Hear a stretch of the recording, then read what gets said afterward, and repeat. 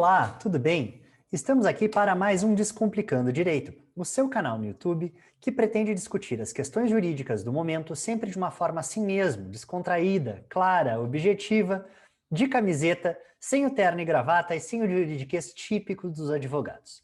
Gente, a decisão que eu selecionei para hoje, na verdade, é da semana passada, na verdade, do dia 20, tá? É a decisão da quarta turma do Superior Tribunal de Justiça no RESP, Recurso Especial, número 181-9075, tá?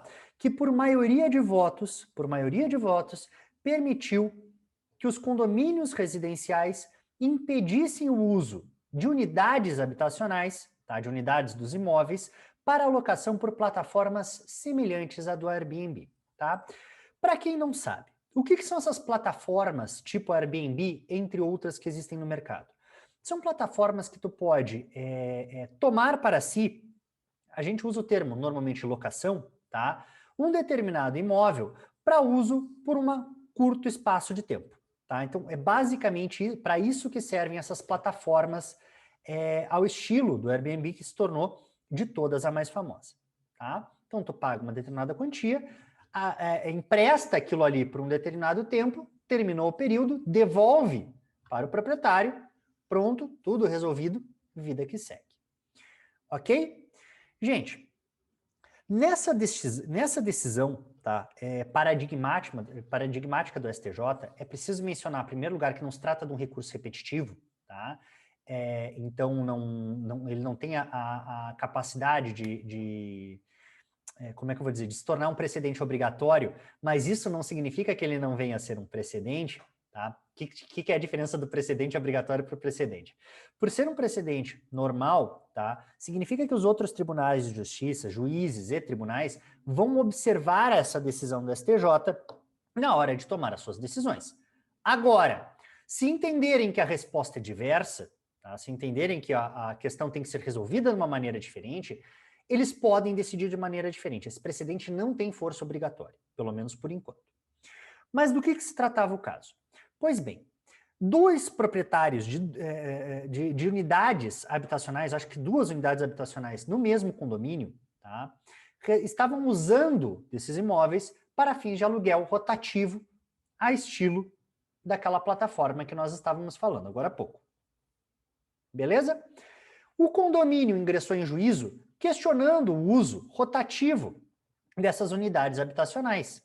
Afinal de contas, né, o condomínio teria a destinação das suas unidades única e exclusivamente, guardem essa informação, para fins residenciais. Ok?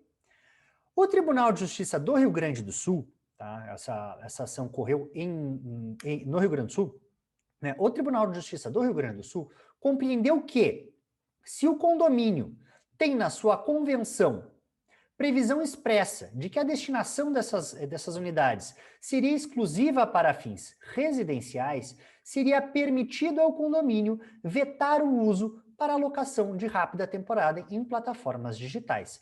E essa foi a decisão do TJRS. Essa decisão, gente, que foi tomada pelo tribunal local, foi referendada pelos ministros por maioria de votos. O que significa maioria de votos? Significa que algum ministro, pelo menos um dos ministros, no caso, nós estamos falando do relator, eu já falo um pouquinho sobre isso, divergiu do entendimento da maioria, tá? Então, pelo menos dos votantes não acompanhou o julgamento. E qual foi a tese dos ministros da quarta turma? Gente, na quarta turma existem 5 ministros, tá? A gente chama eles de ministros porque são os juízes que julgam nos tribunais superiores. São em número de 5, tá? Não vou falar o nome dos 5 agora, para não ficar um troço chato, mas são em número de 5, tá? O que os ministros da quarta turma, por maioria de votos, entenderam?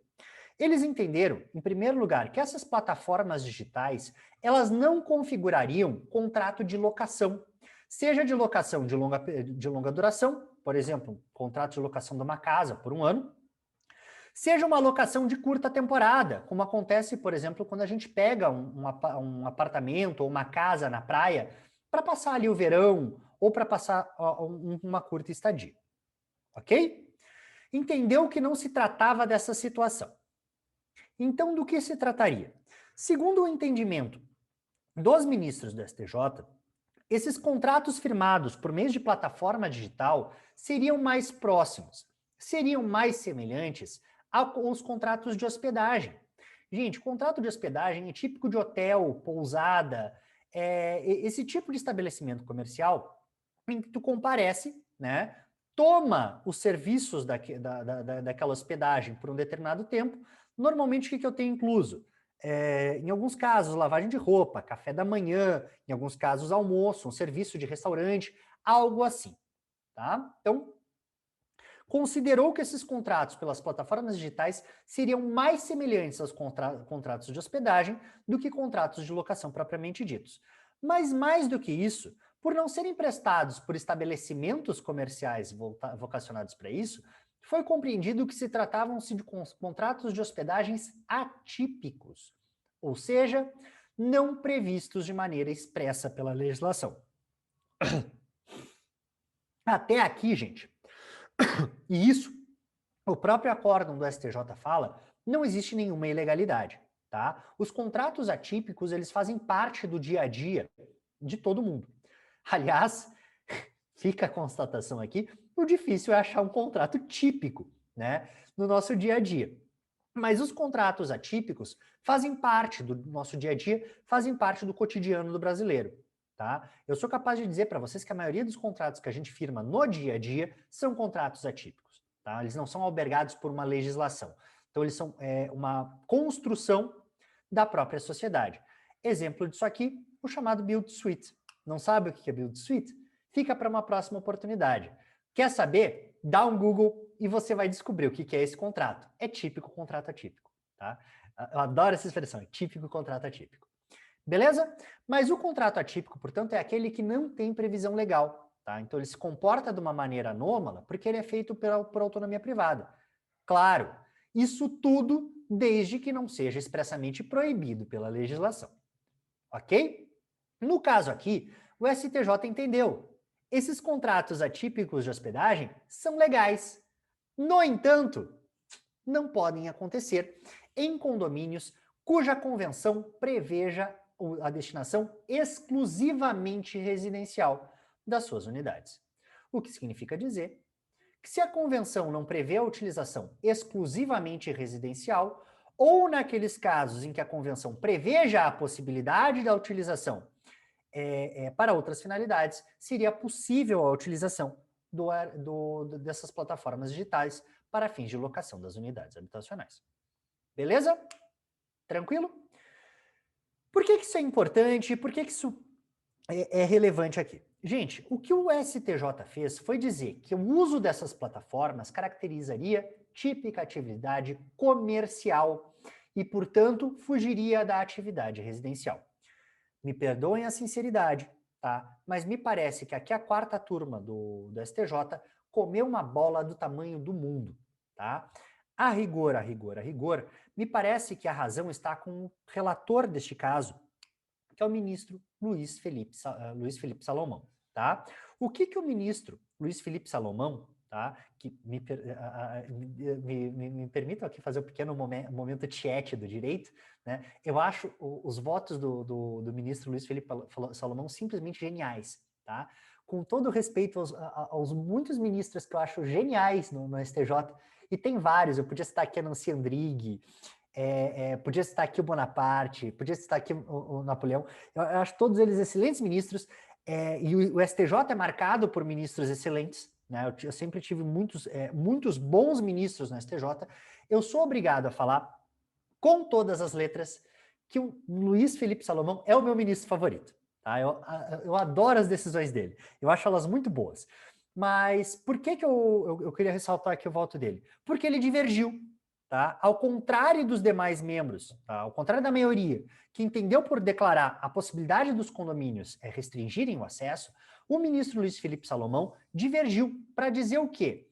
Gente, este contrato firmado por plataformas digitais, ele não é alguma coisa completamente nova, ele não é uma coisa de hospedagem, tá? Não é sobre isso que ele fala. Ele fala, na verdade, de uma locação de curta temporada, tá? E dentro dessa locação de curta temporada, Afinal de contas, não estão contidos ali serviços típicos de hospedagem? Bom, pelo menos eu faço uso de plataformas digitais para locações de espaços já tem um tempo. Eu nunca recebi café da manhã em qualquer desses lugares em que eu estivesse, tá? Além de não conter esses serviços típicos de hospedagem, ele compreendeu, e me parece de uma maneira muito acertada, que a utilização dessas plataformas digitais para disponibilidade estaria contido de maneira plena no direito à propriedade, que me permite usar, fruir e dispor do meu bem da maneira que eu melhor entender. Tá? Então, me parece aqui, e esse é um ponto nodal, que a decisão dele é muito lúcida. Ao declarar que, no final das contas, a utilização dessa plataforma não difere de uma locação de curta temporada. Não tem nada diferente, por exemplo, do que eu alugar, por meio de telefone, uma casa na praia para passar uma semana com a minha família, né? Nada diferente disso. E me parece que está correto. Enfim, a decisão do STJ foi nesse sentido de permitir que os condomínios restringissem o uso dos bens para fins de destinação de plataforma virtual, mas me parece que a questão aqui ainda está aberta.